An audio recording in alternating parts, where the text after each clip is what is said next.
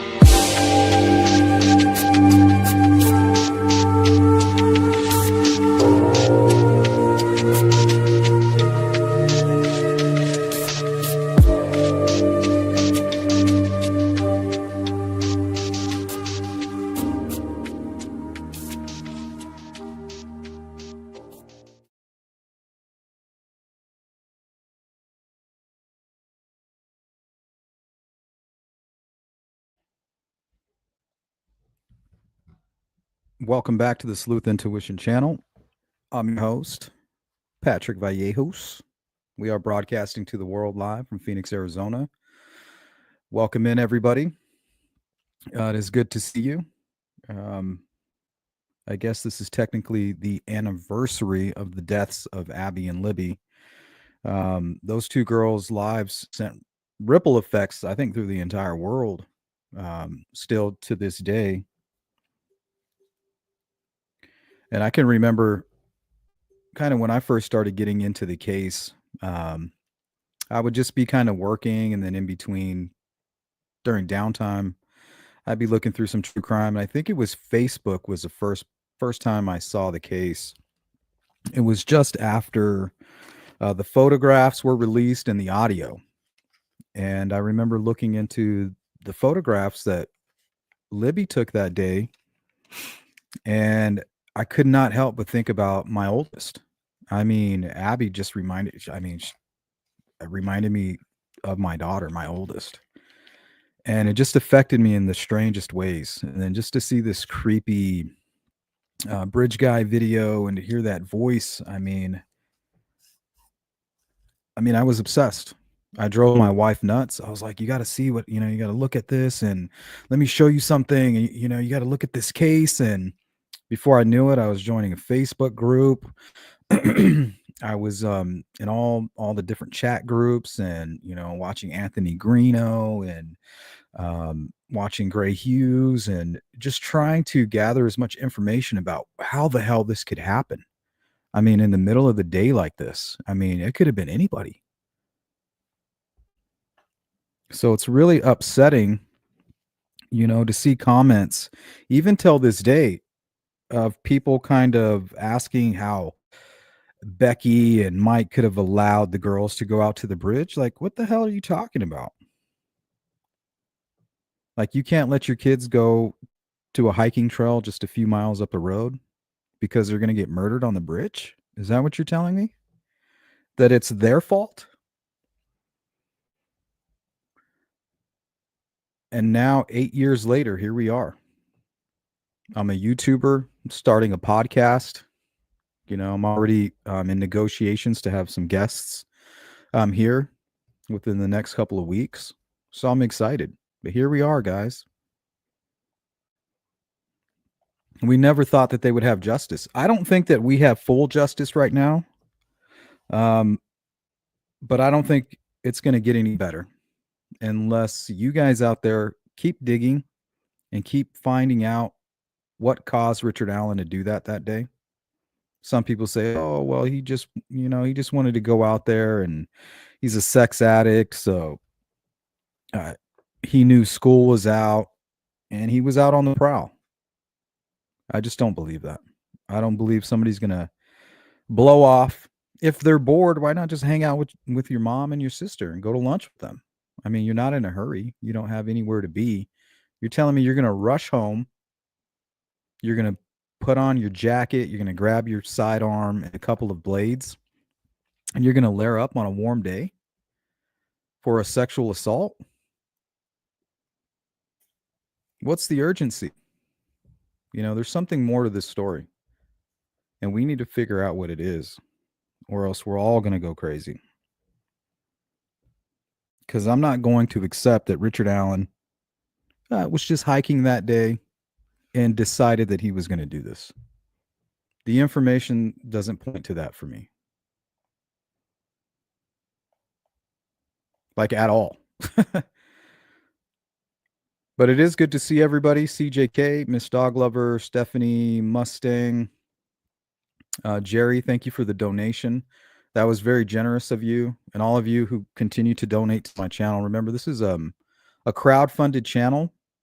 YouTube, you guys think we make money? We don't. It's nothing. I mean, my daughter's getting ready to start her first job, and she's going to be bringing home more money than I am. So it takes a while to start a business like this. A social media company is what we're trying to do. We want to be boots on the ground. When law enforcement says, "Hey, we can't do anything," there's nothing more that we can do. We need you guys to call in, or we need the family members to do this. They're not interviewing enough with us. If you're not getting what you need, we want to be there. We want to be a helping hand. We want to be able to mobilize a group of individuals who have been somewhat educated in what to do during these circumstances. We want to get the drones up in the air. We want to get people searching the area. We want to network with people who work with dogs. We want to do this for real. We want to do this big time. Guys, this is what we absolutely want to do. This is the choice that I've made. These are the sacrifices that my family has made because they believe in me and they know where my heart is. And if we can do this, we're going to be doing it together. Thank you, Julia.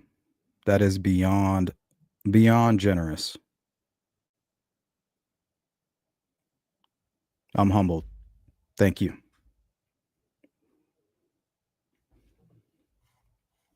Just to be out there, boots on the ground. When we went out searching for Chelsea Grimm, we spent hours handing out flyers, communicating with people. We even went out to where she was last seen, and we tried to get this piece of shit drone up in the air, and the wind just knocked it down. Well, now we got some serious firepower. We just don't really have the support now. And thanks to people like Julia Burns, who's continually, and she's not only donating, she's constantly giving suggestions.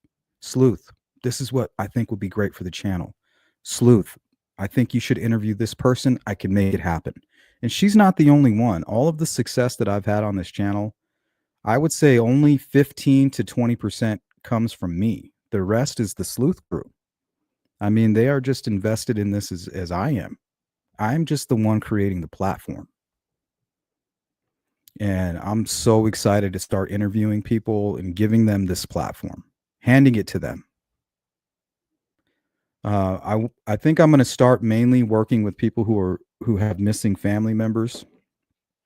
So if anybody's in the Phoenix metropolitan area and you're interested in bringing some attention to anything, a true crime story, a missing family member, an unsolved case, a cold case, we've made tons of connections here, right? And that's all because of the that energy that was out there. Abby and Libby, I mean, they were haunting me. They said, "Hey, there's evil out here. The evil that took us away from this physical world is right here." And I feel like there's still unanswered questions. I feel like there's still a few stones unturned.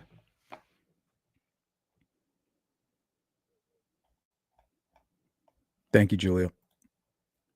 And thank all of you who support this channel, who send me emails, who become members, who join the Discord. I mean, it's been great. I mean, I've grown to love all of you guys. It's been wonderful. The friends that I've made. It's been hard to trust people because of some of the issues that I've had early on. But a lot of the problems that I had early on, trying to develop the channel, a lot of it was me just being wet behind the ears, making mistakes. But we've learned a lot, and we're going to keep on pushing forward. What's up, Anthony? How are you?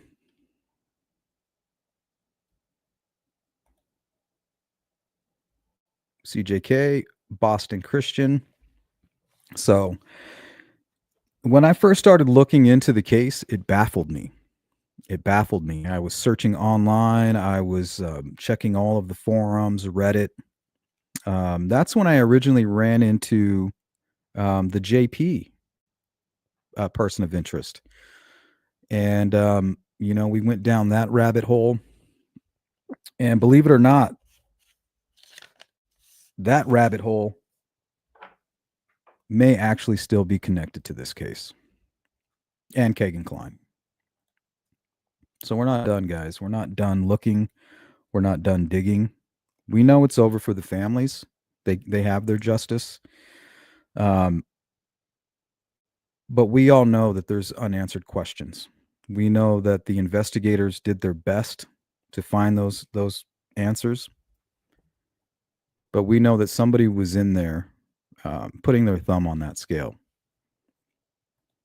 I think we know about 10% of what actually happened and what motivated Richard Allen to go out there and do this. One of the things he said,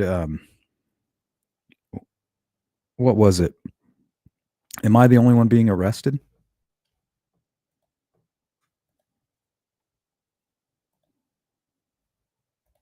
Or was that Brian Koberger?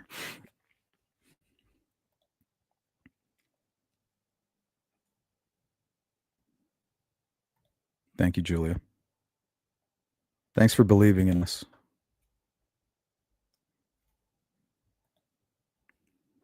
So where were you guys and how did you get involved in this case? How did Abby and Libby touch your lives? It's kind of strange and it used to be embarrassing for me to say something like that, you know, but the truth is it terrified me and it still does. And throughout all of my research, I know that there's more involved with this case. I know there's more there.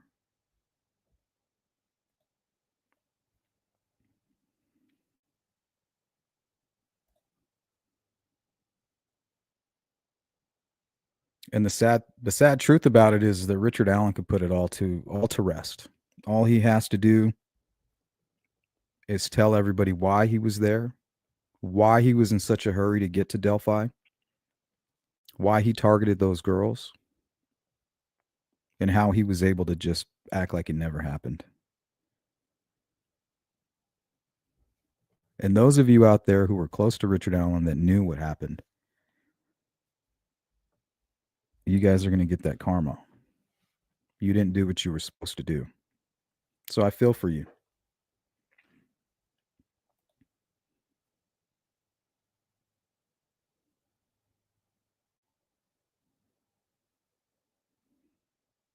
Hey, Stephanie. Return says, I think it was driven by money.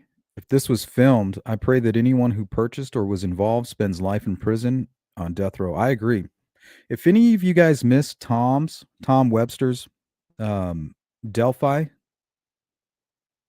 I think it was a premiere titled Why I Think Richard Allen is Guilty. I mean, it was just absolutely amazing. And some of the details that he provided in that video really haven't been released to the public yet. The fact that Richard Allen's phone was nowhere to be found on the geofence. Did you guys know that? What was he doing on that device? He also said he went home early because he wanted to go track stocks. That's bullshit. He was doing something with that phone. That phone, I believe, was used specifically to document this crime.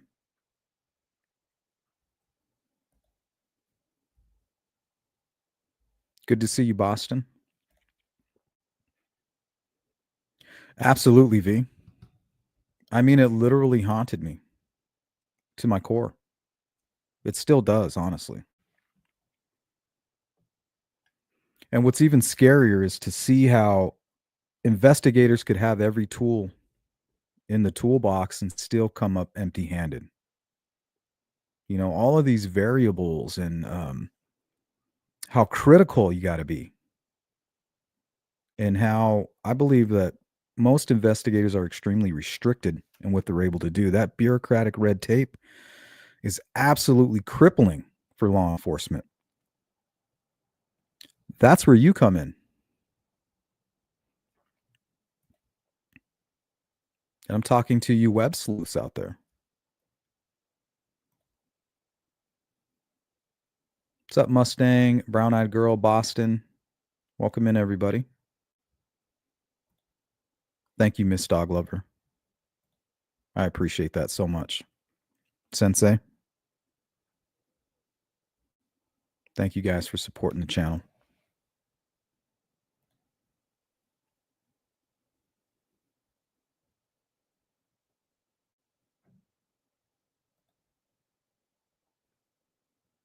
Yeah, that's what I thought. As soon as I said it, I was like, wait a minute. That's not Richard Allen. That's Brian Koberger. But I think Richard Allen said something similar. But I think he said, I did this alone. Nobody helped me. Like, why would you say that? I don't remember the prosecutor accusing you of that. Well, I guess he did. He asked him if Tony Klein had any help or had a hand in this.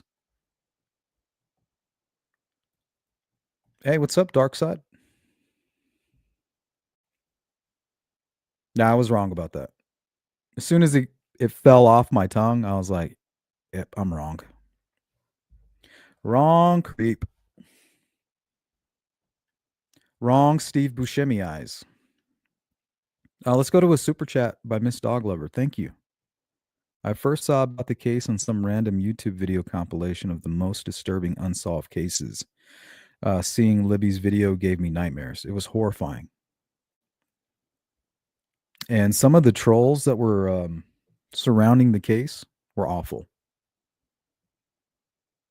You remember Dexter? I mean, he was just going around causing mayhem. I wonder who that really was.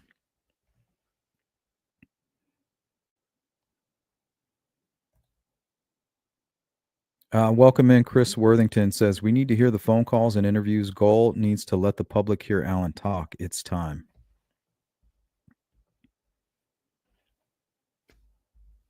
Why is that, Chris?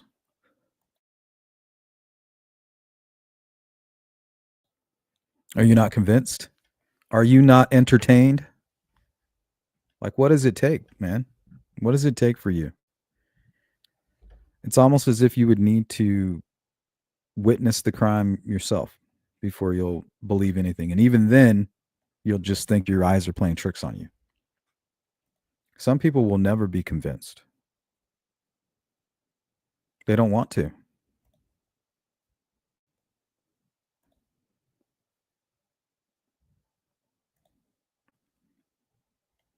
There's no way they framed a Richard Allen with no criminal history. They could have easily done that to Ron Logan. Oh, yeah. They definitely were looking at Ron Logan. And I'm not saying, evidence should be able to change your mind on anything. If new information is released, you should definitely be open to that. Because the only thing that really matters is the truth. Because if we don't know what really happened, there's no way for us to know how to prevent it in the future. But I hear time and time again, people say, how can somebody in their mid 40s with no criminal history commit a crime like this? Well, think about it. There's no other time that Richard Allen was really separated from his wife and kind of thrown into turmoil. What I've learned about most of these heinous crimes is the killers, there's always some kind of stressor that is kind of like the trigger for all of it. It could be a bankruptcy, it could be a divorce, it could be a life-changing experience. And that's what happened to him. Late in 2000, on the second half of 2016, everything was falling apart for Richard Allen. And if you go and look at Kathy Allen's Facebook videos and photographs of Richard Allen, he didn't look good at the end of 2006. He looked like he was on drugs, if I'm going to be honest. So when you ask how can somebody commit a crime like this with no criminal history, if you look at what we've learned throughout the trial and his personality disorder, apparently he's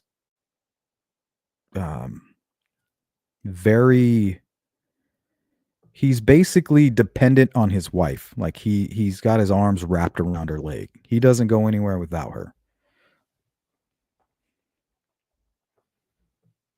So when her brother died, his brother-in-law, Johnny Boy Walker, I think that was the catalyst to everything. I think it has everything to do with Anthony Schatz, has everything to do with why they were dragged to Peru. They would have never been staying in Peru if it wasn't for his death. He was the sole caretaker of Kathy Allen's mother.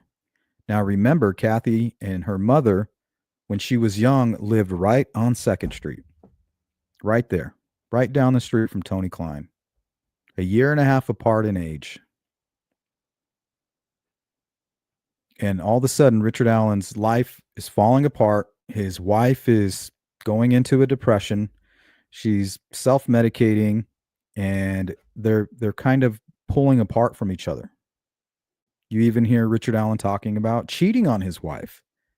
So I don't know what that's all about. Why is he bringing up cheating when he's referring to the Delphi murders? Because he was most likely the one who was communicating with with Libby. That was him cheating. He was taking it serious. Keegan Klein wasn't.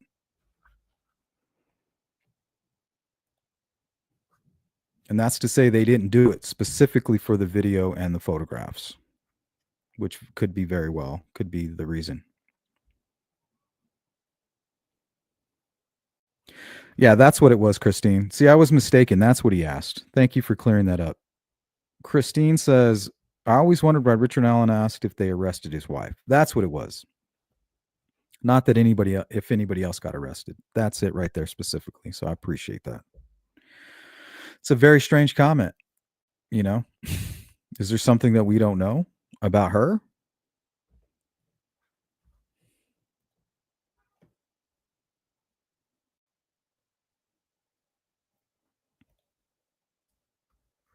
going on, Anthony? It's always good to see you, my friend. Living in Indiana, the BG video got me hooked. Yeah, and a lot of people are asking, well, why don't you guys care about the Florida fires? Everybody does, but it's not as high profile. It's got nothing to do with race. It has everything to do with that video. That video and that audio. You know, it, when it comes to Florida, I feel like the fire may have been set. I know it was intentional, but I don't know if it was intentionally set to commit a murder, right? But when you have a man walking down this creepy bridge, like, I mean, it's beautiful, but now it's just really scary. It's like a scene right out of some horror movie or some Stephen King novel. It's very scary. And then to now know what actually happened to those girls and to try to put yourself in their shoes and to think about what they were seeing. I mean, even a grown man couldn't handle something like that. Oh, well, how could a one little guy control these girls with a handgun? Well, why don't you go look at Thomas Jerome Bruce and what he did and how he controlled 3 adult females? And then go look at another case of a 16-year-old girl who controlled an adult male and an adult female with a blade. She literally killed a man. We're talking about a tiny little girl, 16 years old. But when you put that blade in somebody's hand, you're like a lion. You could just tear right through flesh. And it doesn't take much. And that's what we did early on, right? During the investigation. We thought we had it all figured out. Oh, well, I don't think this would have happened because of that. We knew we had all the answers. Now we know we have none of the answers. Susie says, grabbed my attention on the news when the girls were missing. Yeah, a lot of you who live in Indiana, you guys have been keeping up with this case right from the get-go, before the girls were even found the next day. On Valentine's Day, you got Richard Allen talking about cheating, and then you have Valentine's Day the next day. Anthony Schatz grooming Libby, sending her money, talking to her the night before, even the day of. Now we know Richard Allen was in Peru, the very city where the creator of the Anthony Schatz account is from. I have my sources there in Mexico and one in Peru. Some family members, one person who went to school with Richard Allen, says absolutely Richard Allen knows Tony Klein. I said, prove it. I said, that's not enough. You got to prove it to me. I have to be able to show the world that you're not lying to me.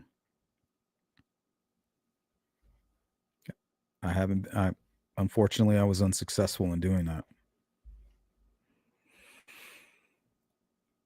Blue Line, 1991. I lived 10 miles from Delphi and was a law enforcement officer. Crime hit close to home. Well, I'm interested in what you thought. I mean, right away, what'd you think?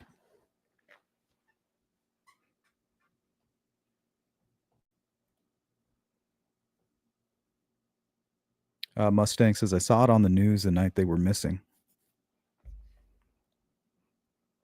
I lived 6 minutes from Delphi when it happened, started talking to Carrie, then found out she is my cousin. Oh, wow. That's interesting. Good to see you, brown-eyed girl. We own a lake house in Delphi. Remember hearing about it the next day on the news, seeing posters for years all around town. Yeah, that must have been tough, right? You have the older looking sketch. You have this huge campaign pushing the older sketch that looks a lot like Richard Allen.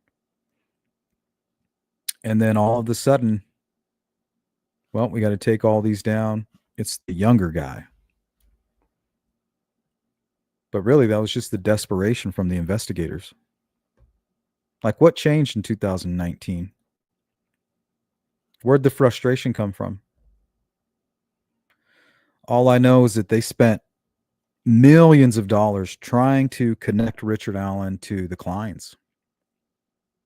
Millions. They spent over $1 million just on the Wabash River search.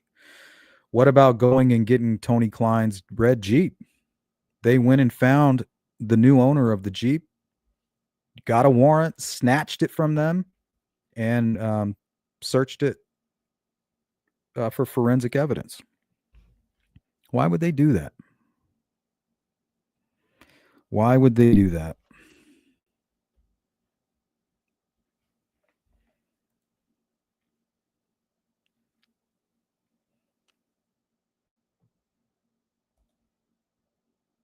Darkside says, I live really close, and the time had a daughter the same age. Yeah, me too. That's what did it for me. There was no turning back.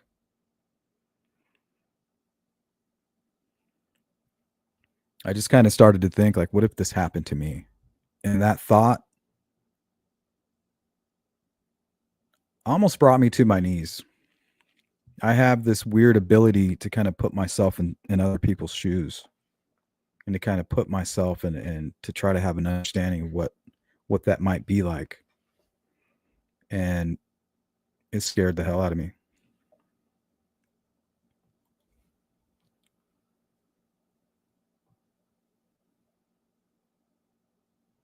V says, I was in my living room watching the news.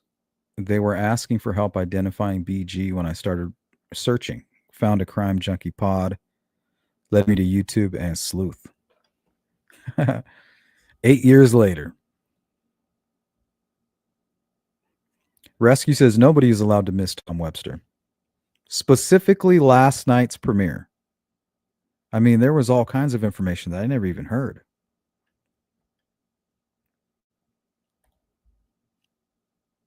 It was great.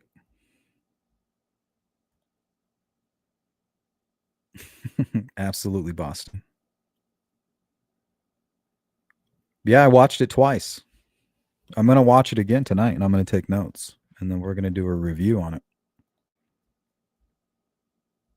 Absolutely amazing stuff. Should have been a lawyer. That's what you should have done, Tom. Been a lawyer. Julia says, I first heard of this case when I got my first big girl job. After college, 2017, Stephanie Harlow's channel. It was stagnant until 2019 presser, and then again until 2021. Every 2 years, something came up. Yeah, maybe that was a trigger for all of that. Like, hey, it's been 2 years. We don't have anything new. We need to throw a Hail Mary. Let's go. We'll go ahead and, put our heads together. We'll have a round table. Well, we have this old sketch. Maybe we can take this approach.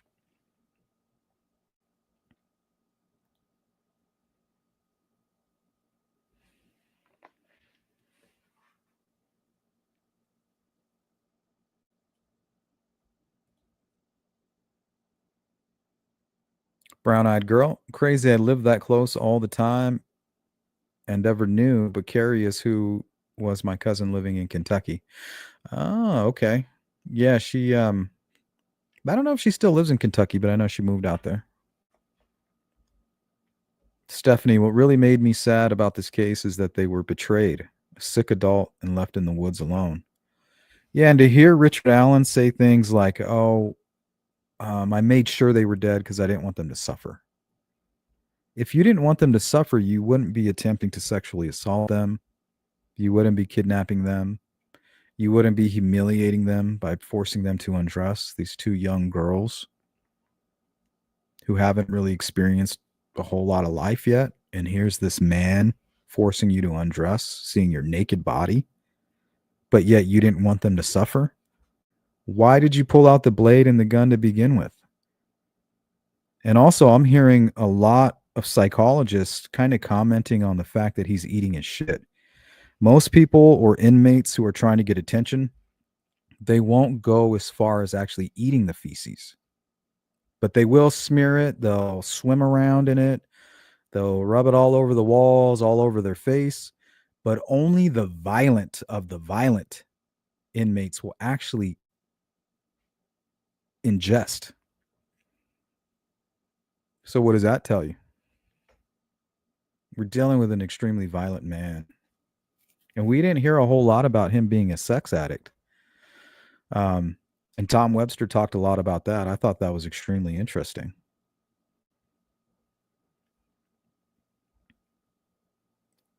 So, how does a sex addict not have porn and all this stuff on his phones, in his devices, right? If he's a sex addict, don't you think that's something we should expect? But yet they didn't find anything like that. Why is that? Because he's not as dumb as he looks. He's dumb. Like Koberger, he thought he had everything. He thought he dotted all the I's and crossed all the T's, but sure enough, he wasn't as smart as he thought. And that's one thing we're learning about these killers. There's only a small amount of these psychos who are actually high IQ. I mean, that's the reason they're committing murder to begin with. They're not too bright.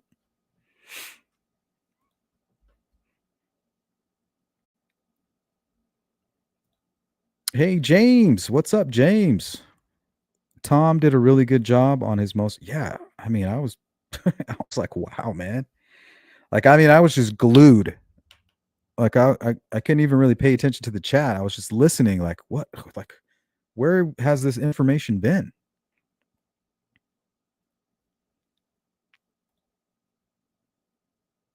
Hey, Jay Ray. All right, guys, we're gonna get started now. Jay's here. It's about time. Were you waiting for Christmas? That was for you, Mustang.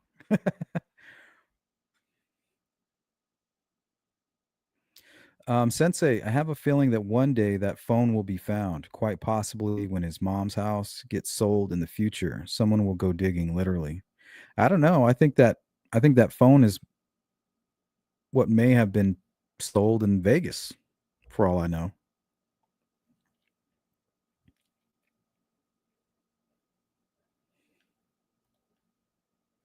I think that might be why he was looking up the bodies of the Sandy Hook victims. I think he was trying to use that to retrace his steps into some kind of a dark place on the internet. That's why he was looking up some fucked up shit while he was there. Kind of like Hansel and Gretel crumbs.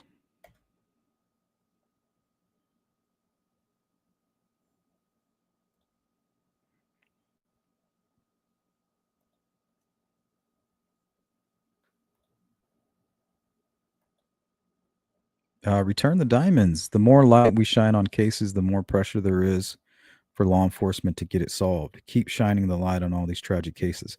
Absolutely. Because sometimes they get complacent and they go dormant for a little while, you know? And when you have people like us doing interviews with Patrick Westfall and people that are named third party suspects, you know, it really puts a damper on things. Like we saw what the defense team was trying to do, right? They put out the Franks memo, and what did we went right to work? We went, okay, well, this is all very interesting stuff. We need to verify it. So what did we do? We did our own investigation. And what did we find? That it was filled with lies. And people are still worshiping at that, you know, at that, what they call the gospel. They call Richard Allen, Richard Bay. Like, what the fuck is wrong with you people? Sickening.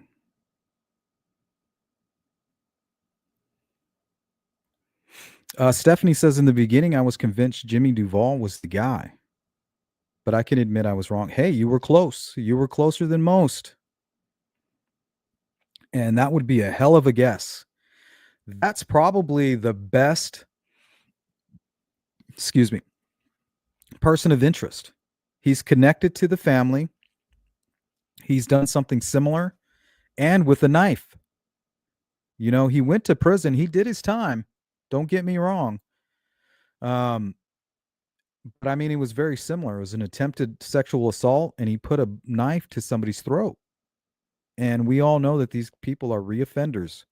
So Jimmy Duvall is still somebody that I would not ever have around my children, and he was definitely around. I don't know about Abby, but Libby for sure.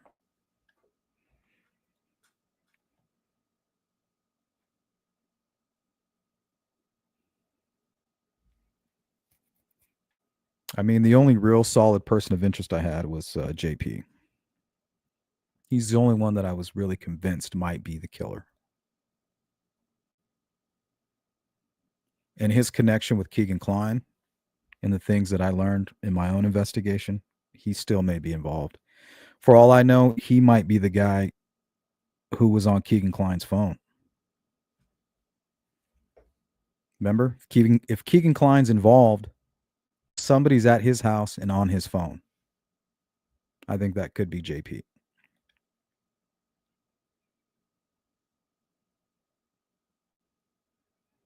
He may have even been the creepy guy that was spotted by the private drive around 9 a.m. scoping things out, because he told us he was there the day before too. So I think that could have been his job, was to do the recon.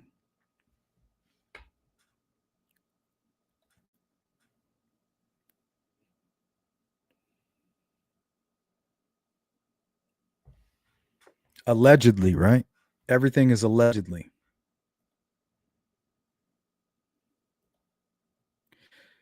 Yeah, they snap. That's exactly right. But how does that happen? I mean, could that happen to anybody? Can anybody just be a killer? Can, things happen in threes. So let's just say lightning strikes 3 times in your life and all of a sudden things turn to shit. Could you become a killer?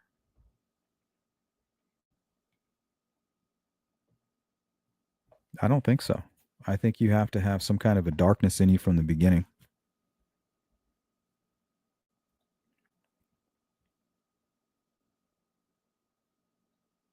Calls can be released. Stiff Kitten, welcome in. Says, I don't believe the Indiana prison calls can be released. Yeah, they were showed in the trial. That's should be eventually public information.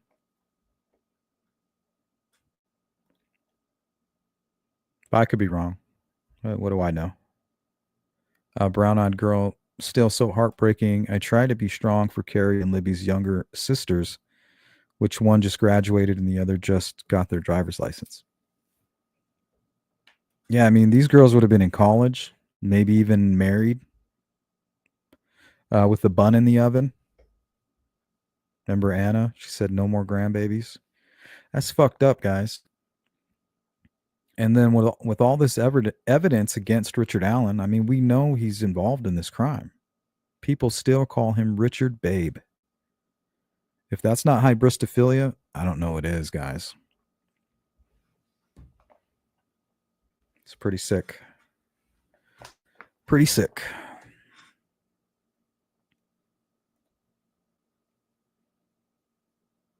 Yeah, what do you think that's all about, Christine? That kind of made me think that she might know.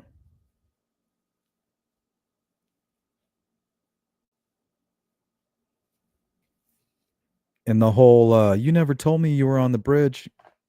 People are good actors. Um there's a series on Netflix. I think it's called I'm a Killer. And the way they have it set up is brilliant. They interview the killer who's in prison, right? He's been convicted. He's gone through the appeal process. And they'll interview the killer and you'll listen to the killer talk and you're like, wow. Like, man, you start feeling bad for him. You're like, wow, man, like, oh, this sucks. They got life in prison. They're on death row. And this was their circumstances. This is what happened to them. Well, after they interview the accused or the convicted killer, and then immediately they go to the family, the prosecutor, and the attorneys, and then people that actually know what happened or know these people personally. And it just shows you how manipulative these people are. They'll lie right to your face. Like, oh yeah, oh, such and such did this, or I can explain that away. And then you hear what really happened. And it just goes to show how convincing these people can be. That's what they've been doing their whole life, guys. They're chameleons. They manipulate. That's all they know. Because they're not right. They're not right in the head. And they've been hiding it their entire lives. Probably since their youth. Hey, you guys want to see the cat that I skinned? Ugh, what? I'm telling my mom. Oh, you guys don't like that? Hell no, that's disgusting. How could you do that? Oh shit. They start thinking, I guess not everybody likes that. I guess that doesn't, turn everybody else on. I get enjoyment out of it. They learn early on, maybe even in preschool as toddlers, like, you know, I gotta hide who I am because everybody's looking at me weird. I have to start putting on a mask, and then they become loners. They start getting on the internet and they start doing a lot of weird shit relating to serial killers. I mean, what did Rex Heuermann do when he got arrested? I mean, he reached right out to the happy face killer.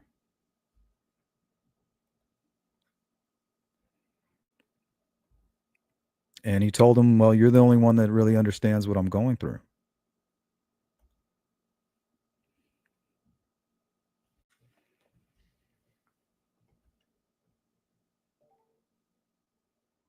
Mustang says he's probably thought about doing it for years, and he was finally alone. And honestly, I don't think that he did it by himself. I don't think he did it by himself. I think Keegan Klein is telling the truth when he says that him and his father went to the cemetery.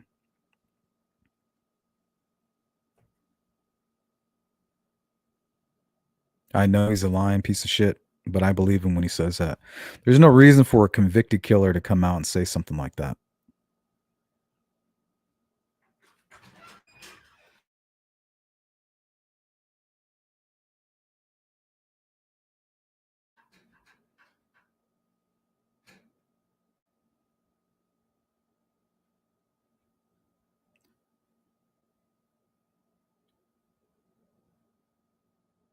Is that real, Stephanie? I don't think I've ever seen that. If you still have that, send that to me. Yikes.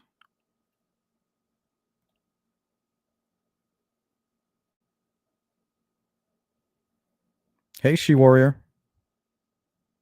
Yeah, I used to watch a lot of Greeno. I used to like when he would go down to the creek and he would show how deep it was and how easy it was to cross that creek and kind of what it really looked like down there. It gives you a really good idea of what it's like, without having to actually be there yourself. So I thought he was doing a good job with that.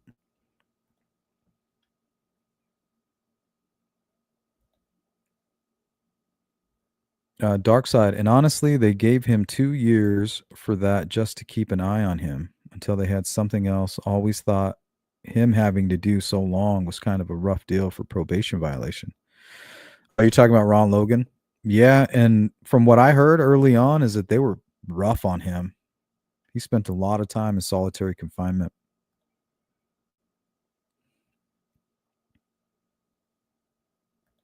What's up, trial junkie? Bye. Peace. Here, we'll make it so you don't ever have to worry about it again. Bye. He must be trial junkie. Must be one of those Richard Bay. Richard Bay, we love you, Richard. What the hell are you doing here anyway? Don't you have a cult meeting to attend to?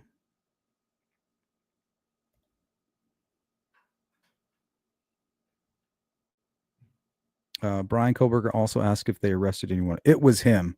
I was confused. I was confused by what Brian Koberger said and what Richard Allen said about his wife,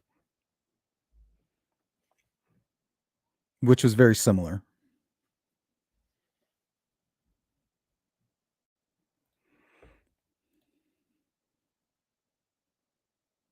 Nope, they're gone now, Diamonds.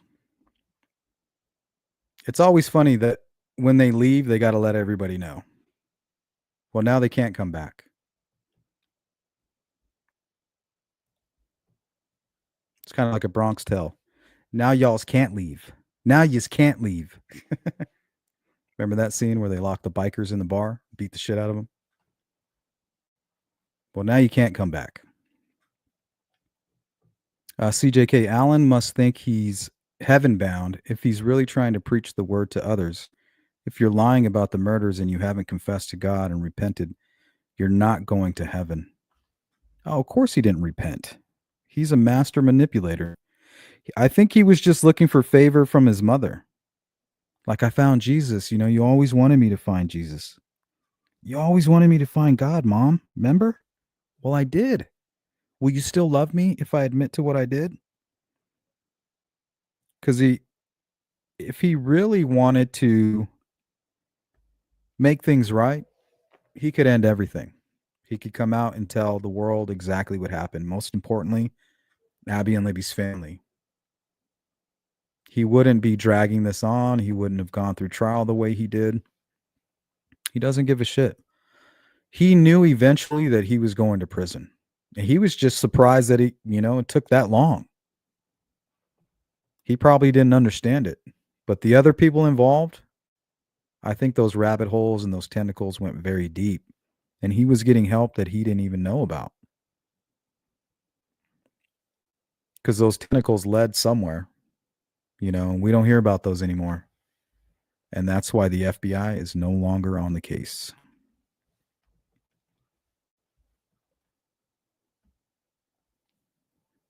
Richard Allen was a salvage job. We're going to take what we can with what we have. And that's Richard Allen. And then we're going to pray that we get more from it.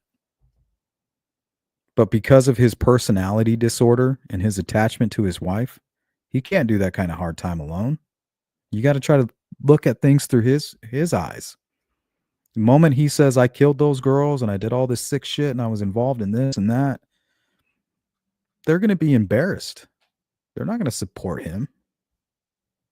Right now, they support him because they believe that he's innocent. They've allowed these defense attorneys to convince them of that. And as long as Richard Allen keeps sitting in the denial, so can they.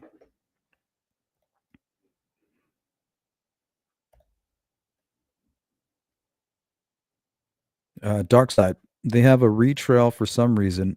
I'd like to see her take the stand this time only because a retrial. Gotcha. This time only because it's not over, I agree. Like, where were you? Imagine going through trial and you have a whole world pointing their fingers at you. You killed these two girls. And not once do you tell them what you were doing that day. Not once does your mother take the stand, your wife. Nobody's there to tell the world, like, hey, he was fine that day. But he wasn't fine, guys. Something was up, and they all know it. And the sad thing is I think that his family knows that he's a killer, but they know the truth. They know that he wasn't the only one, and he may not have played the biggest role in this crime. And he may have manipulated them to think it was their fault. Maybe Kathy Allen did something to Richard Allen, and like, hey, I need space or something like that. And then he went out and committed a crime. And he probably told her, well, if you wouldn't have done what you did, I wouldn't have went and did this. Now she has remorse and guilt.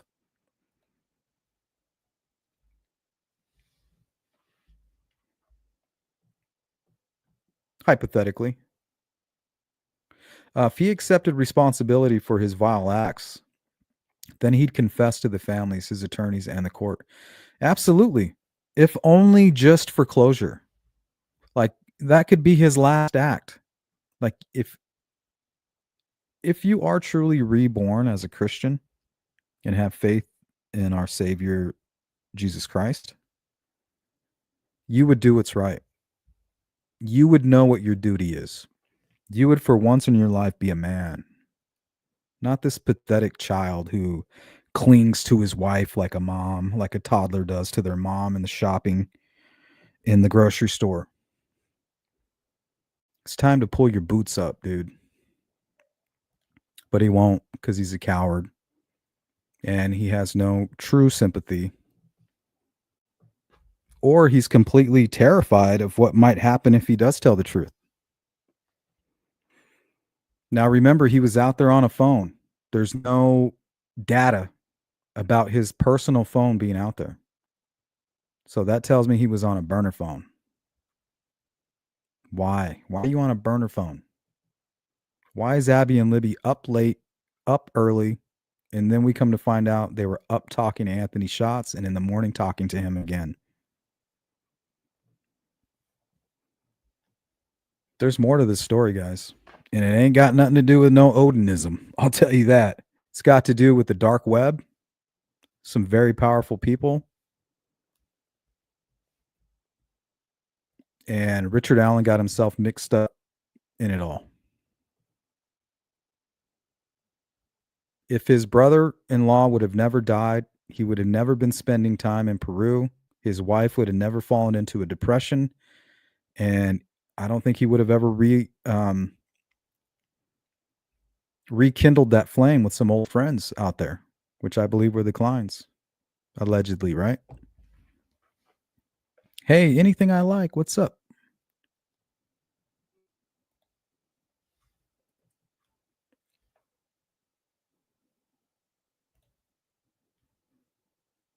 Stiff Kitten, has anyone heard that he has been disciplined at Westville?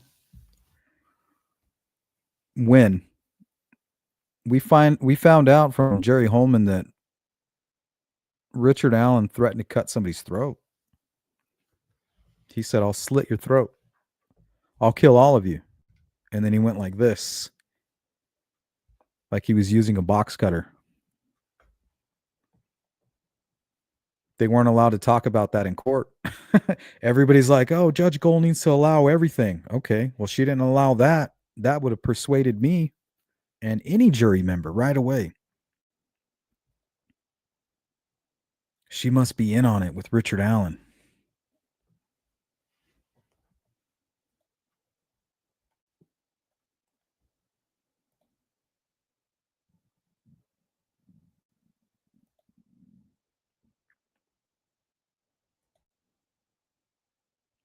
J. Ray, what about Jordan Sofer?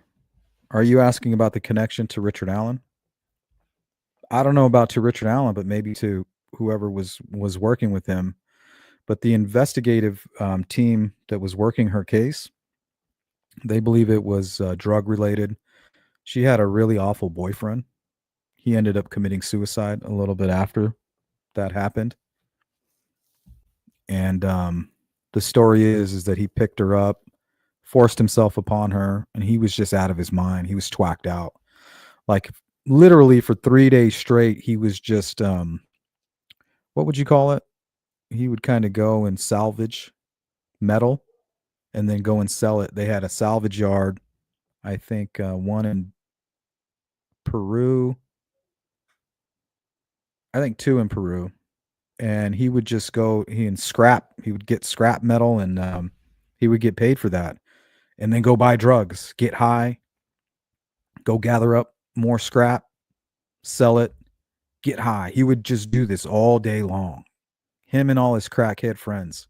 And then one day he picked up his girlfriend, Jordan Sofer, and was trying to get on her, apparently, is what the story is. And she was like, hell no. So he killed her and just dumped her body out there.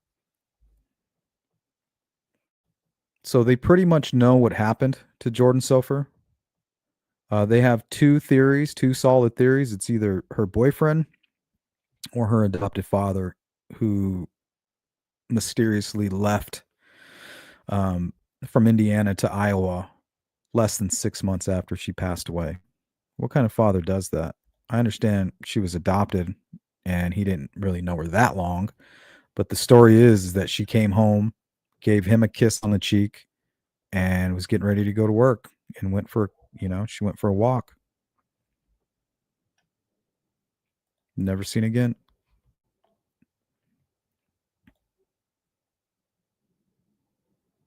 Covering a slot in cell door or something similar. What do you mean by that, Stiff? Oh, I know. I was just saying he was a little guy. Oh, I was wondering what you meant by Manson. You guys got to remember, it takes me a while to get to your comment. So if you put just a little bit of context in there, it'll be easier for me. Yeah, he was a little guy. And look what he was able to accomplish. And he didn't even have to lift a finger.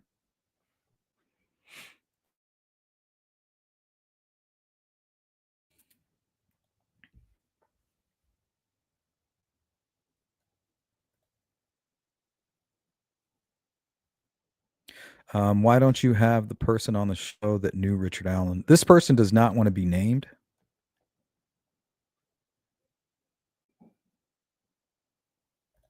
I actually have a few sources, James, but none of them. That's the first thing they asked me is not to give their name out. One of my sources is a family member of Kathy Allen.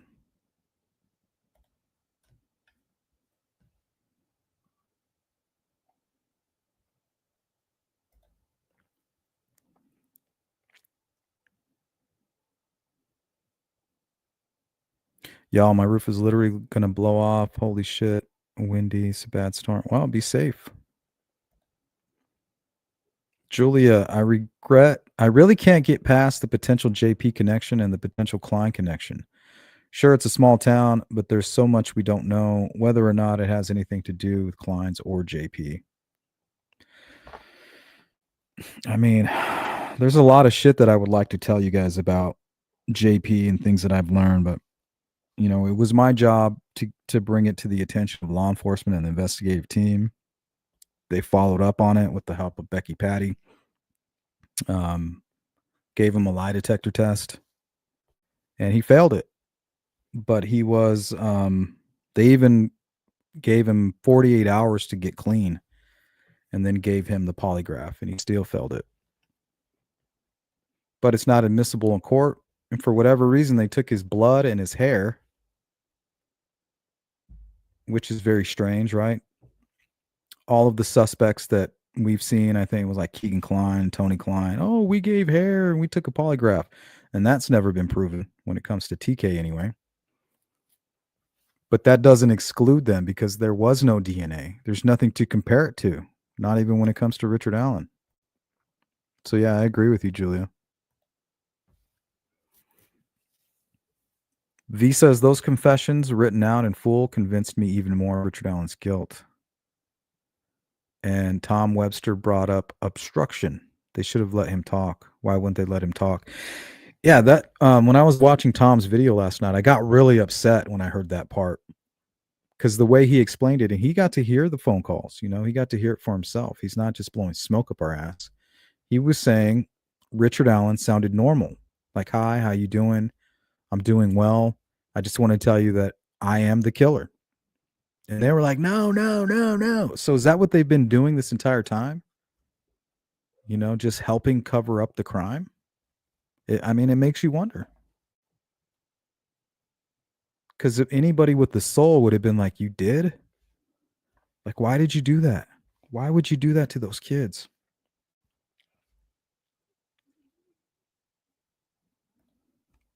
Blue Line 1991, former law enforcement. Had friends in on the task force for the investigation. I was out of state on another agency and kept up on the case. Is there anything you can tell us? Anything that we might not know? I mean, it's all said and done now. Be interesting to hear your some of that inside information if you have any. Chris, hi. No, I know it's him, but to put it to bed, I want to hear his voice and manner in which he confessed. Tom Webb did a great job explaining it, but I want to hear it myself. Gotcha. Just curiosity. That final cherry on top. I agree. I mean, I think after the appeal and all this stuff is cleared up, I think a lot of that will be released. Freedom of information should allow us to get our hands on a lot of that information, and we'll report on it here. It's actually really easy to get information from Indiana. You literally just have to send them an email, and then if it's available and you word it correctly, sometimes there's a fee or something depending on what it is. But yeah, like body cam, you could probably get some body cam footage as well.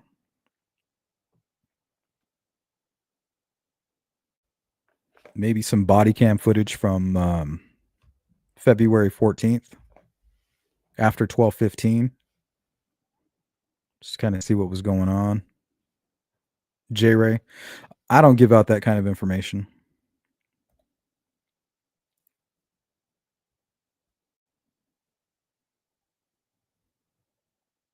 The officers I knew on the task force thought it would be solved any day.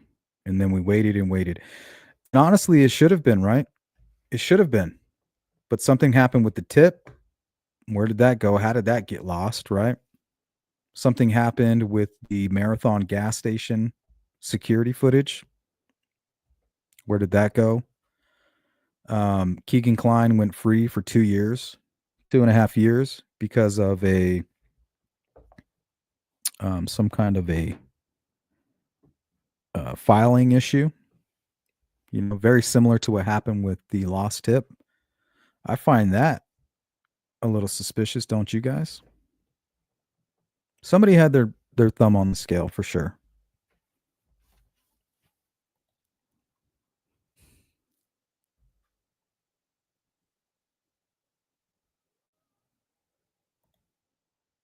Thanks, James. Shout out to Kentucky. Chris, also, do you think Alan will do an interview from prison in the future? I think not, because he will probably confess again. I don't know. He's pretty unpredictable. I think maybe after the appeal and it's finally said and done and he doesn't have any defense lawyers, manipulating his thoughts and pressuring him and taking advantage of him. He might.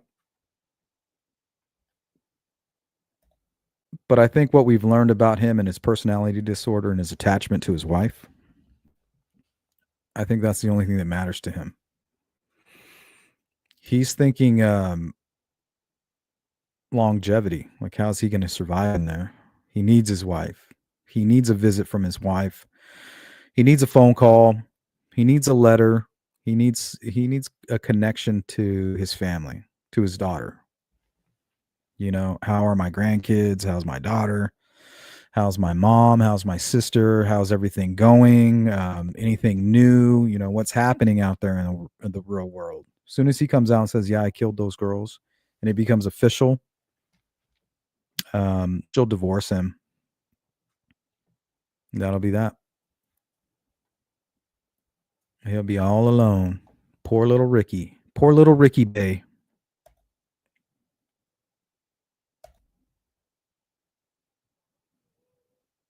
And then rumors about it being railroad worker tracks go through Delphi.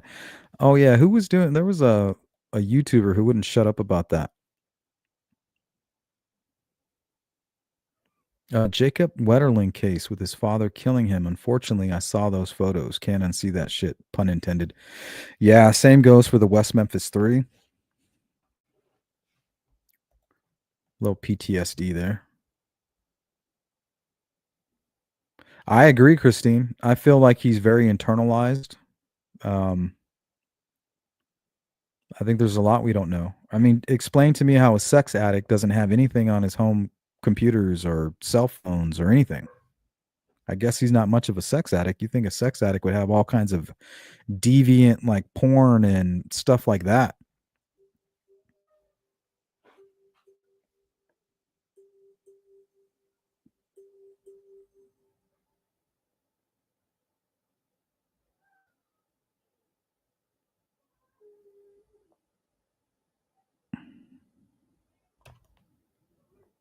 Sorry.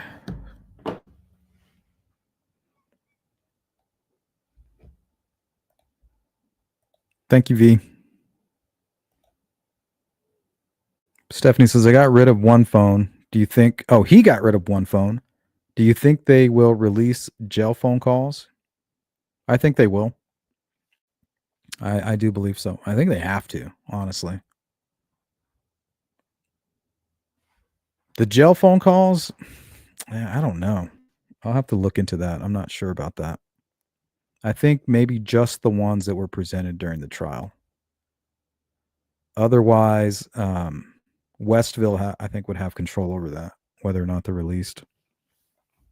But I think the fact that they were played or shown or used as evidence during a trial, I think by law it has to be made public. Unless the judge kind of rules like she did on the crime scene photos. Chris says Alan's obviously savvy online. His Gmail was only a year old, so he's probably had multiple Gmails. Yeah, guys, you guys need to get to work. you know, we were very active on this, but the truth is there might be other people involved, and this could happen again.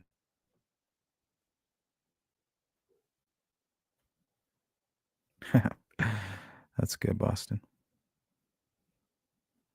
Mustang. CJK, I heard quite a while back that Alan and Kathy had a platonic relationship. I did hear that too, but I don't think it was ever verified. I heard, I got an email by somebody claiming to know for a fact that they were swingers, but I didn't talk about it because I mean it's unfounded. But you never know. Blue Line. I never asked too many questions of the officers I knew on the task force out of respect for them not sharing intel. Yeah, you probably knew better, huh? The thought was looking for more than one person to start with. Well, from what I gathered, the information about the crime scene kind of tells a story of two individuals. You have what appears to be two box cutters, but one might have a different type of blade on it, a serrated blade or maybe a little bit of damage on it. And then you have one girl who was redressed and the other who wasn't. So it almost appears like there was two individuals. And then you have the confession of Keegan Klein, who says that they were waiting. Everybody's like, well, why did they cross the creek? Why did they cross the creek? Well, if they had other killers that were on the other side of the creek, that might have been part of the plan to begin with. And who knows better than Richard Allen, somebody who's frequent in that trails? He probably went down that south side of that bridge constantly. Maybe that crime scene where the girls were found was a special place for Richard Allen. He knew about it. That could have been his part of the plan. Like, hey, we could use the Monon High Bridge, bring them down the south end. Right down there, you could cross the creek. It's like a foot deep right there. And it really is. So all these people who tried to paint this picture of some rushing, white water rapids and all that, that's just fucking stupid. I mean, we're talking, you can watch the RTV6 footage and you can see the searchers there. The water's up not even past their knees. So if somebody's familiar with that and they know about that, they might put that into their plan. Like, hey, we'll just take them here and we'll cross right there. Nobody will even know. Because it wouldn't make sense to anybody, right? When they were searching for the girls, nobody thought that they would have done that. Nobody thought they would be where they were because it didn't make sense. Why? They must be on the south side of the creek. If they cross this bridge, they might be over here on the south side. Nobody's going to think, well, they crossed that creek. Who's going to cross cold water? That's who's to say that the killers didn't plan the crime that way. Sometimes it's not always checkers, guys. Sometimes it's Chinese checkers. Hey, what's up, Cyber Warrior? How you doing? Thomas McCarthy. This sounds made up with no sense to it. Some things are interesting, but all unverified. Julie says, I'm a 911 dispatcher. Compartmentalizing emotions is part of the job description. This case hit different. This one made me cry. Prayed for those sweet girls often. Me too. Me too.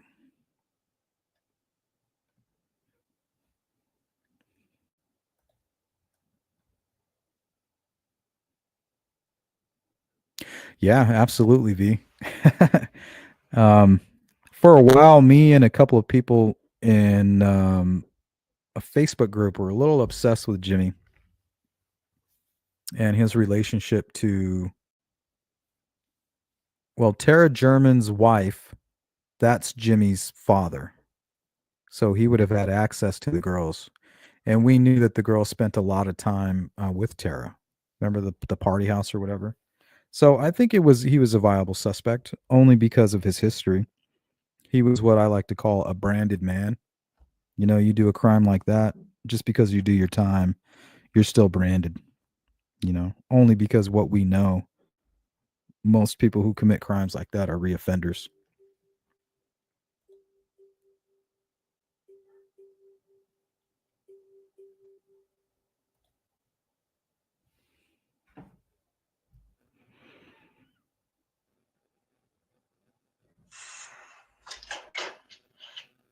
I'm trying to figure out what all this commotion is outside.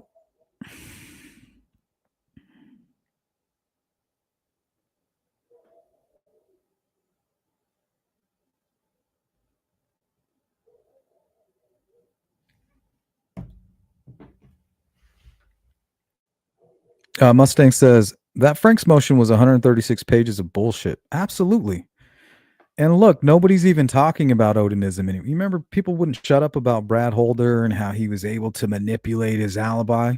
And then just like that, we're on to Ron Logan. Man, explain that to me. Explain how that happens. Anybody but Richard. Anybody but Ricky, babe.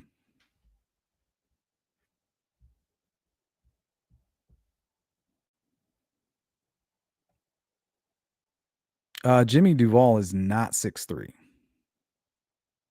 There's no way he's 6'3". I have photographs of his full body, and he's probably maybe 3 inches taller than Richard Allen. And Ron Logan's only 6 foot. A lot of people think he's much taller than he is, but he's not. When he's wearing flat soles, he's not that tall. And if you don't believe me, go watch a video of him being transported from jail with Tobe Lesenby. He's like an inch taller than Tobe. Tobe's a little shorty too.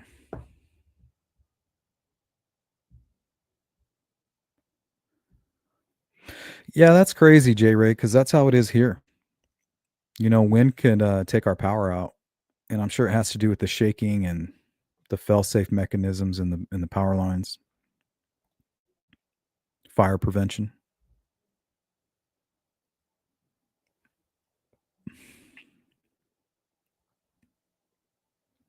Dark side, they should be able to tell what month he got a new phone. You think? Just to see how long afterwards he kept or got rid of it. Well, that's the thing, Dark side. I don't think he had a new phone. I don't think he was even on his phone. Remember, his phone didn't pop up anywhere in the geofence data. So if he's on a phone and they can't locate it, you know, what's he doing with that phone? He's most likely trying to operate the video and the photograph, making sure that he's going to take the video correctly.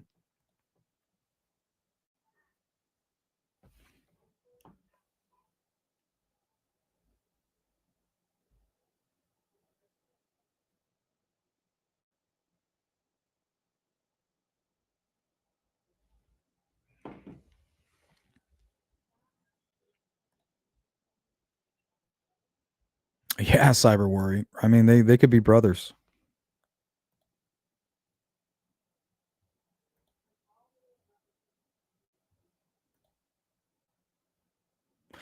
Alan was on Pinterest. Apparently, perverts use that site for their interests. I only know it for decor, ideas, and recipes. Yep. I'm learning too. Dating apps are used to somehow link to CSAM, and typically it's people abusing their own family members. And you have people like Keegan Klein, Darren Schillmiller, going on these dating sites and using a certain language, certain coded language, to identify each other, and that's how they're getting away with it. But also, remember the app Yubo? So how do we know that Richard Allen wasn't using Yubo? Maybe he was connected to some kind of a hotspot, some kind of wireless hotspot. Do you think Allen was the guy in the ski mask who turned up at the girl's house, who was in contact with Anthony Schatz? I think it's possible. I think it is very possible. Somebody who was involved in the crime, yeah. I think that after the crime, they all sat down, Chris, and they asked the questions like, did we cover all angles? Did we cover all our bases? Did we leave any loose straws? And they asked Keegan Klein, like, how did you target Libby? Oh, well, I first met her when she was at a sleepover with a family friend's daughter. They're like, what? Like, wait a minute. You actually have an actual connection to Libby? Now, the only person who could verify that would be this person he's talking to, this person that's talking to Anthony Shots. So that's a loose end. So and think about it. I think it's possible that they thought if they killed this person, that she would never be able to identify Anthony Shots or tell anybody like, hey, Libby was talking to Anthony Shots. Because during the interview with Keegan Klein, that's what they told him. I'm not saying it's true because we know law enforcement can lie, but they told Keegan Klein, like, hey, that's how, we know how Libby was introduced. And we also know that this person was talking with Anthony Shots as well. And then on the 20th is when the ski mask incident happened. So on the 19th, you have Keegan Klein apparently searching somebody on Facebook. That somebody is somebody very close to who introduced Anthony Shots to Libby and was also talking apparently to Anthony Shots. So they may have thought, like, if I kill this person, nobody will ever find out that Anthony Shots was talking to Libby. And that could be correct because they told Keegan Klein that that's what started it all. They said that's what started it. That's what started it all last time. That's the quote.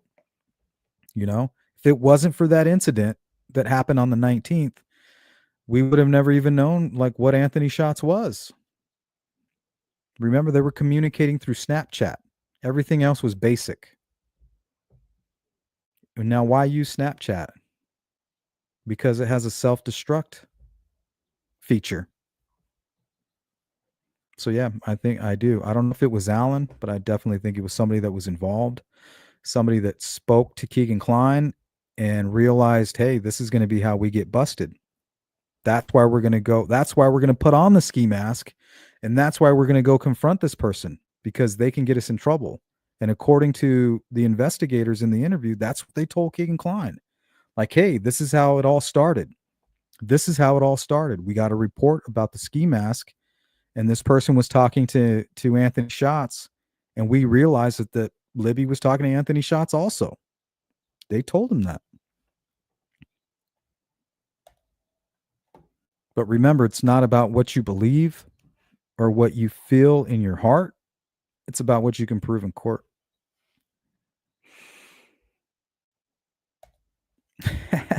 More like 5'3".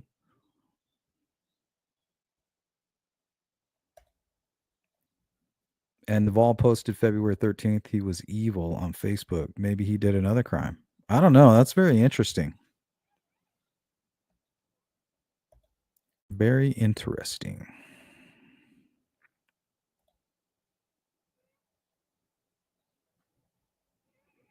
I would have to see that post first.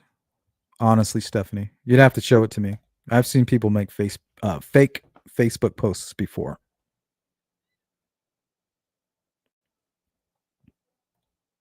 Hey, She Warrior, didn't JP call in and talk to you in a live stream twice? Yeah, I called him on the phone, told him I was recording the call. We talked for like a half hour.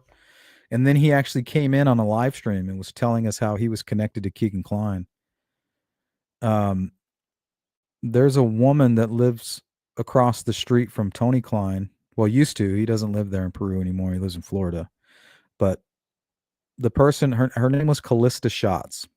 And her sons hung around with Keegan Klein. Gabriel and Lance were their name. Gabriel Shots, Lance Shots. Those were friends of JP and Keegan Klein.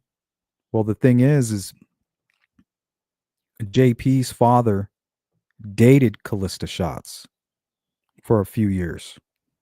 So they all hung out together. So isn't that a strange coincidence?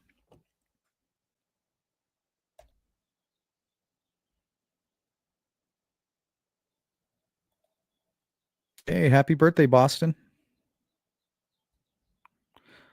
Let's get you an early birthday wish. Happy birthday! Woo! Hope you have a great day.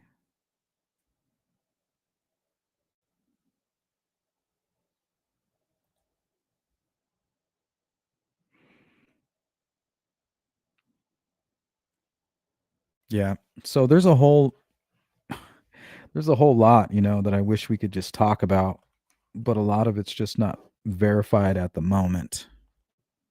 But yeah, there could be a big conspiracy here. Not with powerful people, but just with a group of sick men who decided to do something very bad for what they thought was a lot of money.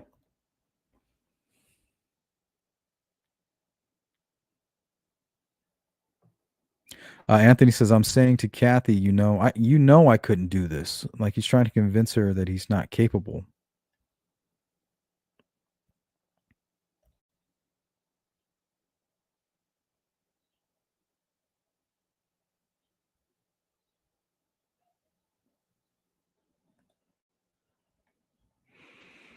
All right, guys, I think that's going to do it. Look who's back. Trial junkie tried to leave another comment. Nope. You're gone. You want to run your mouth? You're out of here. Moonchild, welcome in. If he had really found God, he wouldn't have dragged Abby and Libby's family through a month-long trial. Absolutely. That's not right. That's not the right thing to do. Richard Allen only cares about Richard Allen. And a lot of people got the creeps from him, from what I heard, when he was in the courtroom. So he may have been reliving the crime. He's like the center of attention for once. What's up, Frank? Hey, Silver. I know this may not matter, but I have always wondered, when did the girl see Richard Allen's face? Did he think he could do all this and not kill them if they didn't see his face? I believe he went there to kill. I don't know. Now, remember, Anthony Schatz was talking with Abby and Libby late into the night before, up into the early morning, and then even up until the time that they died.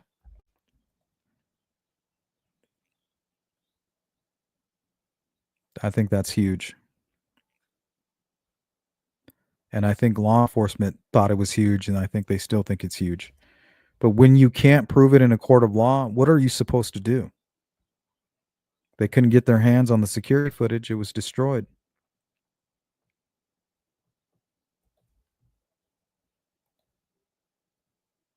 James says Alan can't go to heaven, at least not at this point. He basically said that the reason he wants to go to heaven is to see his wife. That's not a good reason to seek heaven.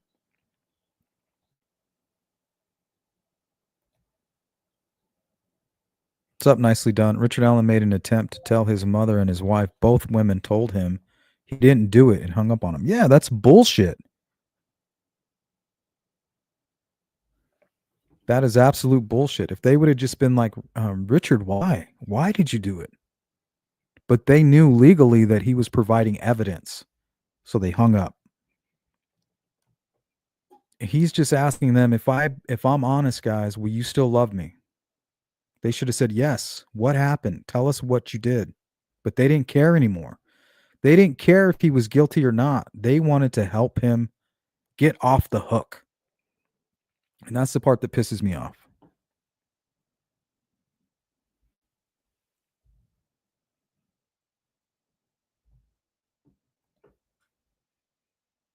All right, guys. Sorry if I missed your comment. If you want to get back to me as soon as you can always email me at sleuthintuition@gmail.com.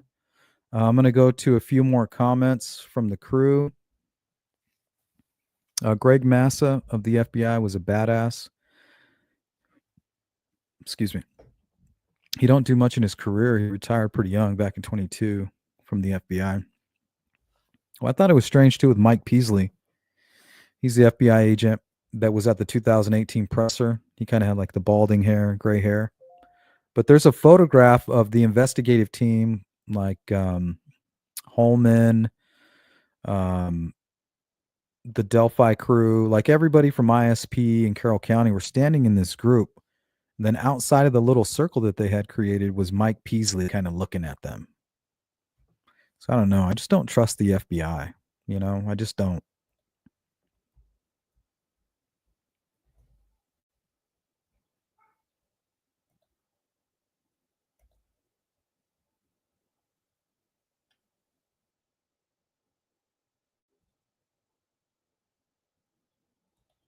What's up, Delulu? Good to see you. Yep. I think they know as well. Well, Mata, he already told me, like, he was honest with me. He's like, yeah, he's a convicted killer. He doesn't shy away from that. Hey, big country, what up? There is a lot more to the story. You are right. I think so, guys. I think so. I just think law enforcement has their arms tied. If there was any evidence, it's gone. They need something new. They need a witness to come forward. Loyalties change over time, and hopefully somebody will come forward.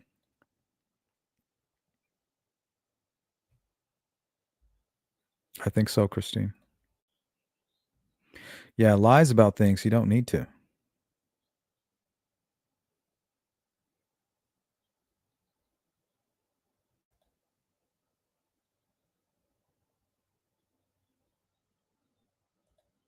Hey, what's up? Grab it.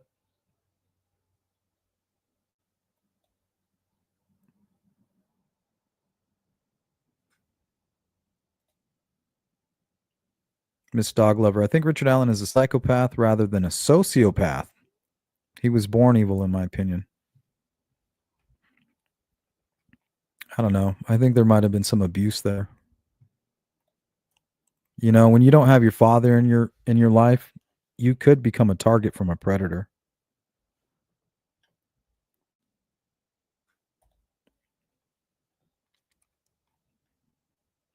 And then you do so much for, let's say, Richard Allen's mother as the new husband, and now she won't believe anything you say, right?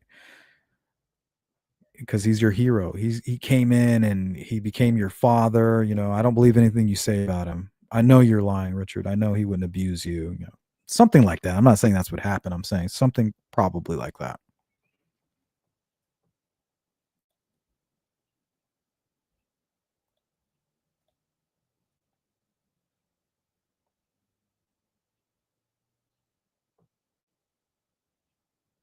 All right, let's go to a couple more.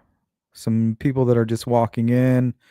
Let's check on Vegas. What's up, Vegas Sleuth? I think Kathy Allen is part of it too, with the missing phone and knowing what was on it and what he was doing. That's why she never took and never said a word. I think she is hiding. I agree, man. I agree. I think it might even have been her idea, allegedly, right? Hypothetically, for him to call in the tip. I think they could have possibly sat down and went over everything. Like, okay, who did you see? Did anybody see your face? Yeah, when I was on the bridge, I had my mask off and there was a woman that got a pretty good look at me. Well, who else? Well, there was some young girls, but I had my face covered, so I don't think they saw me. Okay, so some people saw you. Who else? Well, when I was leaving the scene, I made eye contact with a woman in a car. Okay, well, you're going to have to come forward. Nobody saw you with the girls, right? Or anywhere near the girls, or at the same time the girls were there? No, absolutely not. Well, you're going to have to come forward because if they come looking for you, they're going to be suspicious of you.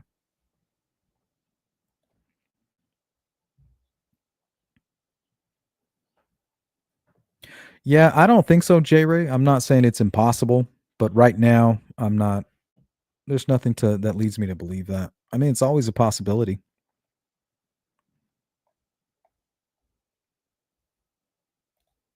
Hey, what's up, Charles? Actually, just asking suspects for samples is a strategy to weed out good suspects. In what way? I just don't understand why you would waste resources and time taking DNA and hair if you didn't. Maybe because you can match it in the future with new evidence. I'm just not quite sure. It just doesn't make sense to me. He'll still have his mom.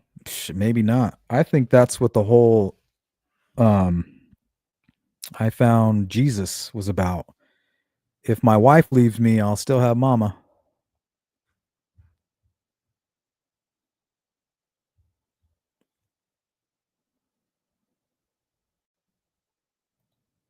Yeah, it was awful for them to show those crime scenes. And I believe that they did it because HBO is an evil company, in my opinion. I think that they wanted to get the killers off. Kind of like what's going on with Richard Allen. I think people get off on that, on manipulating the system, being an antichrist. Diamonds, what's up? Blue Line says, only thing I will say about the missed lead, officers wondered why DNR didn't ask the task force if they looked into the tip he turned in with Richard Allen admitting being on the bridge. It's a good question, but the way they explained it during trial helped me understand it. Like, Doolin wasn't any part of this core team, right? He was just tasked with following up on tips. So he did his job. Like, here's the tip. This is what I found. Here's my side note. Here you go. And then it's up to the investigative team to decide what to do with it. But it's at that point when they handed it to the FBI employee that she did something with it. I think something nefarious is going on with them. Absolutely.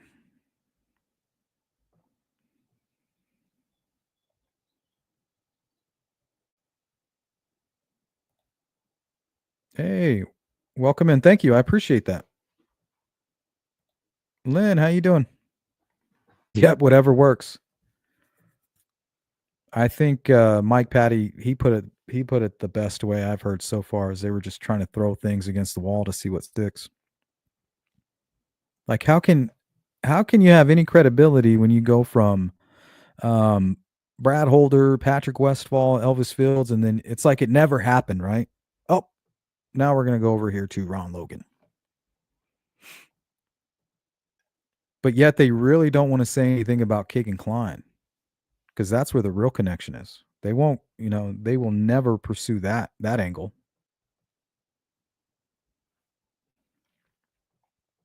Mark my words on that one.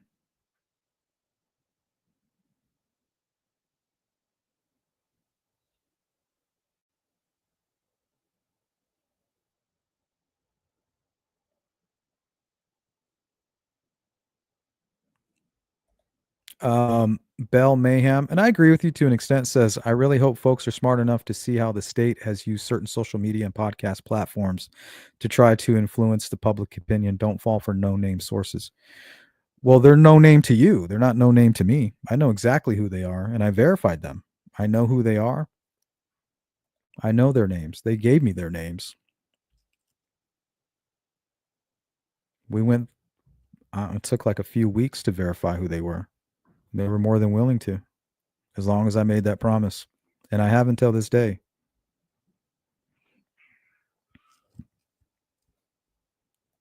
What's up? None of your business. Jur, what up?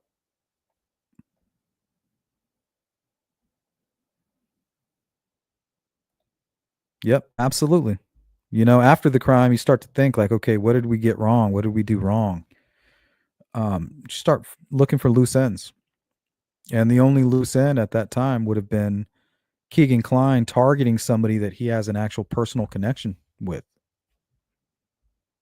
Serial killers, that's one thing they always talk about, is you can't have a connection to your target.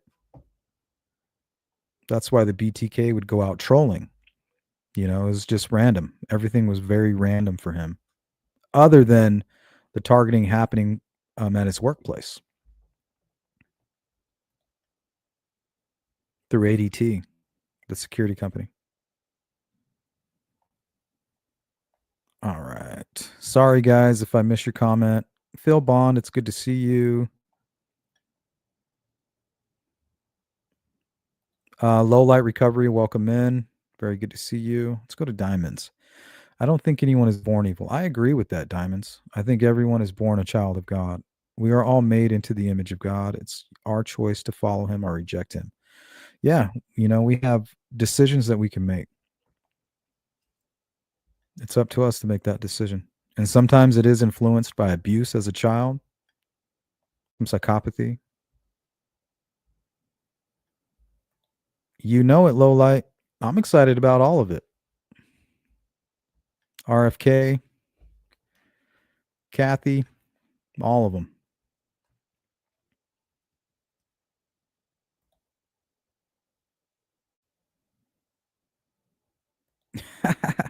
That's a good question, Dulu. If anybody can answer that question,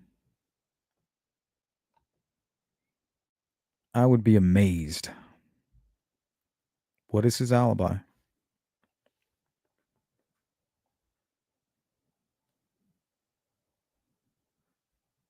All right, guys, that's going to do it for today's live stream. Thank you all for joining me. And I want to give a very special thank you to Julia. That was extremely generous. Your hard-earned money to support this channel. You've been a huge asset to the Sleuth crew, and we got mad love for you. Same goes for you, Miss Dog Lover, Sensei, and all of you who support my channel, members, all you subscribers. So thank you again. And as long as you keep me here, I'm going to stay here, and we're going to keep growing and getting better. And I hope you guys do the same. Big shout out to Abby and Libby. We know you're up there watching, and we can still feel your presence. And hopefully you do get that absolute justice that you girls deserve, that your families deserve as well. So you guys take care. I'll see you again real soon. Take care.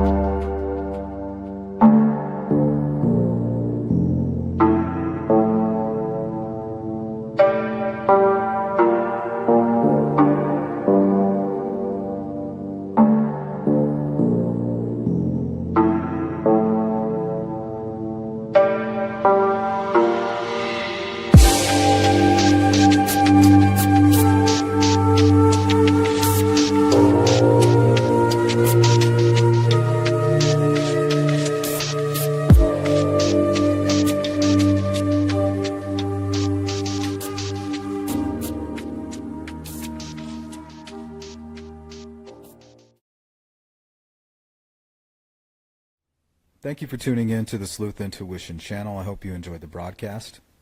If you're in the Phoenix metropolitan area and you're interested in being a guest here on the Sleuth Intuition channel, please give me a call here at this number or shoot me an email there. I look forward to hearing back from you. Have a great day.